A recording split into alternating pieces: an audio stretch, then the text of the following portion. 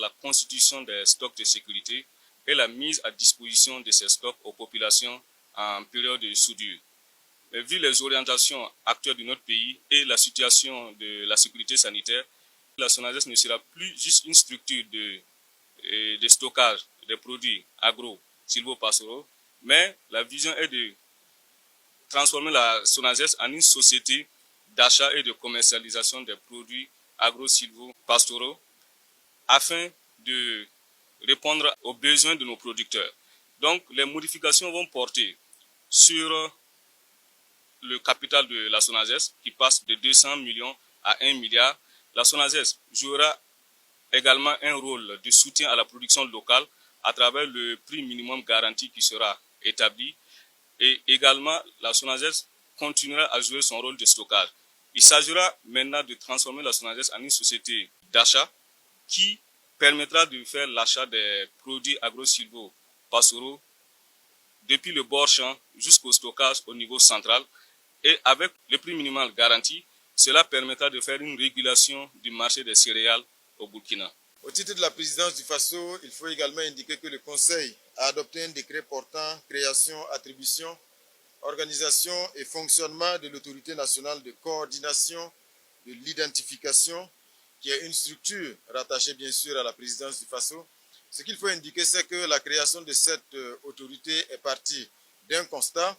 Ce constat est que la personne physique au Burkina Faso fait l'objet d'identification par de nombreuses structures et institutions.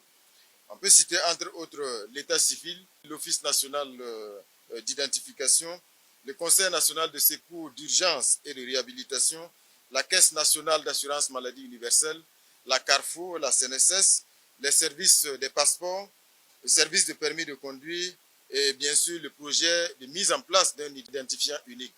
Donc, ce qui crée bien sûr une grande disparité sur le terrain, d'où la nécessité d'avoir donc une cohérence d'ensemble concernant donc l'identification des citoyens burkinabés.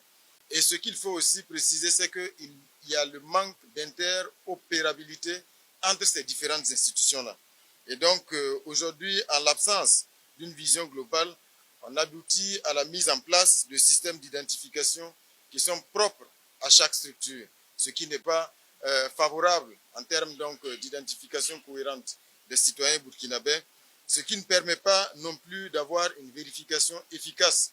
Cela est d'autant plus préjudiciable aujourd'hui dans le contexte de la lutte contre l'insécurité, de la lutte contre le terrorisme. À la faveur donc de la transformation digitale et la digitalisation des services, le gouvernement a pris donc cette décision de changer d'approche à travers la mise en place d'un système électronique plus robuste, plus cohérent, interopérable et qui puisse servir de plateforme afin de faciliter donc l'accès aux services fournis aux acteurs de l'écosystème d'identification. L'ANSI, l'autorité nationale de coordination de l'identification, sera chargée principalement d'accompagner le plan stratégique de mise en place de l'identifiant unique au Burkina Faso, de veiller à la cohérence d'ensemble des initiatives nationales d'identification et surtout de veiller à leur interopérabilité, d'assurer la cohérence dans les interventions dans les différents acteurs dans le domaine de l'identification et enfin de faire des propositions de modernisation du système d'identification dans son ensemble.